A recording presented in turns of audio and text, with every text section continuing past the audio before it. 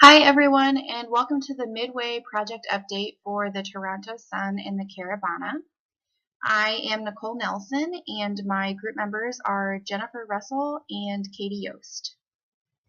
So today we're going to talk about our project update, but first we just kind of wanted to give a brief overview of our project. So in total we have 8 weeks from start to finish to complete our project, and we are currently just about at the midway point. And for our project, we're responsible for organizing, planning, creating, and executing a large parade float. And this float is going to be in the world famous Scotiabank Caribana Festival Parade. So this festival parade is a 2-week long festival, and it is a cultural celebration of Caribbean music, culture, and food. And the festival has ran every year since its inception in 1967, and it has become the largest cultural festival in North America. The parade float that we're developing may seem like a small task, and overall we only have a small $400 budget, but the completion of this project is very important for our company, the Toronto Sun. Because we are a major sponsor, and it's a good media output for our company. So we're going to move on to the agenda. We have just a few kind of high-level topics that we're going to go over. We're going to talk about our quick wins, our issues and risks, the upcoming events, a couple of project changes that we're going to request, project schedule and cost, and then since we're recording this, if anybody has any questions, please feel free to go ahead and email any of us. As we discussed previously, we are about midway through our project. We have completed some large milestones, and some of those include we've come up with a timeline as well as a task schedule for the entire project. We've received information from the Float Management Committee at the Parade Festival on what is required as well as what is allowed for our float. We have also obtained a list of sponsors to advertise on our float, and we have also finalized and hired a flatbed truck, a driver, which is what our $400 budget is completely reserved for, is the payment of the driver. And then we have also began to contact internal employees here at the Toronto Sun to look for volunteers to help with the float. And we have also begun on the HR forms that are required by all volunteers. Most recently, our large wins have been that we have started on the t-shirt design, and we have sent that to our internal design department. And we have had some internal meetings with our project sponsor regarding the final design for the float, because that does require internal approval from our sponsor. So when it comes to issues and risks, we don't have a ton in such a small project like this, but I think it's important to remember that any project, no matter its size, can always have an issue or a risk. So one of the issues that we have found, it's probably more of a risk, is our entertainment.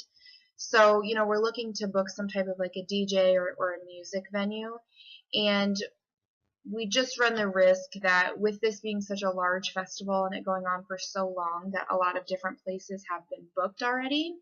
So that's just one of the issues that we've found.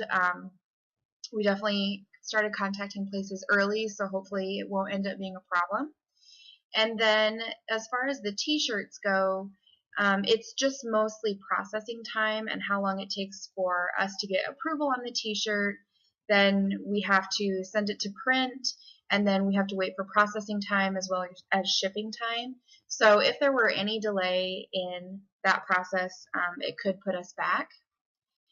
And then lastly is scheduling, and I would say this is a definite risk. It kind of falls in with communication. Our project sponsor does require a lot of her approval. However, her schedule is very full, and she requires sometimes 3 to 5 days out in order for us to even book a meeting.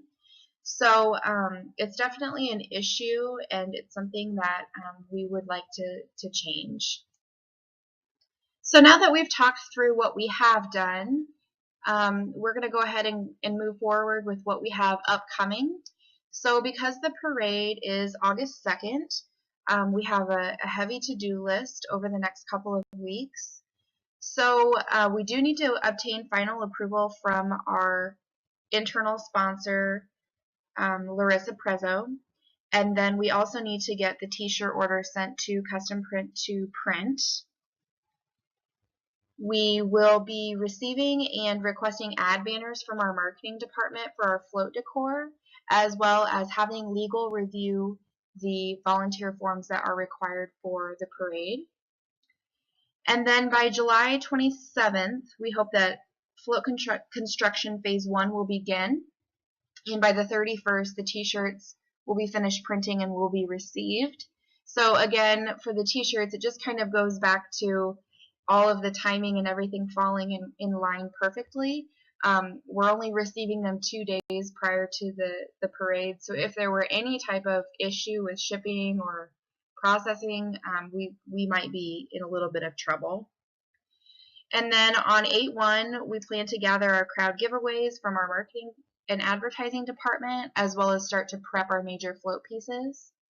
And then on August 2nd, the work is not over, even though that's kind of our go live date. We plan that the contractor will be finished with his float work, and then our construction of the float, which is phase 2, will start. And that's when we will use our internal ad banners to go ahead and decorate. We will get the float checked in with the Float Management Committee, or FMC. And then we will contact our volunteers that are there, get any last minute waivers that they might not have sent to us like they were supposed to previously, as well as hand out bags with little goodies and just things that say thank you for volunteering for the project. So for project changes, again, sometimes when these projects are smaller, we don't have a ton of changes, but we do have a couple of things that we think would be helpful. So for the waivers for the volunteers, again, those are required by the Toronto Sun, but right now they're currently in our office because they're like a hard copy, and they're kind of sent back and forth between HR and legal and us and the volunteers. So definitely something that could probably benefit from being changed would be to do some type of an electronic waiver and just send it directly to the volunteers, and maybe already have the legal part done so it doesn't have to keep going back and forth. And then a second project change that we would like to see implemented is just the overall approval process. As we stated previously with one of our risks, our project sponsor is busy a lot, and she has a really small amount of time that she can speak with us in person.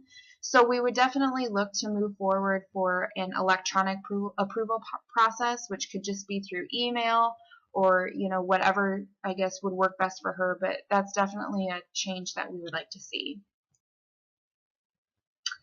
So for our project update, in the end, like we've said, we're 1 month out from the parade, and in total we've remained under our estimated $400 budget, thank goodness. So we're really moving forward with that. And for the ad banners and the advertising that we are getting for our float, we did do some contra advertising with some of our sponsors, so that actually did not cut into any of our budget. So in total, the $5,790 that was spent, again, the $400 budget was for the driver, and then the sponsorship money is what makes up the difference, and that's all just kind of on top, so we are under budget. So if anybody has any questions, thank you, and please feel free to email any of us that are in the group, and have a nice day. Thank you.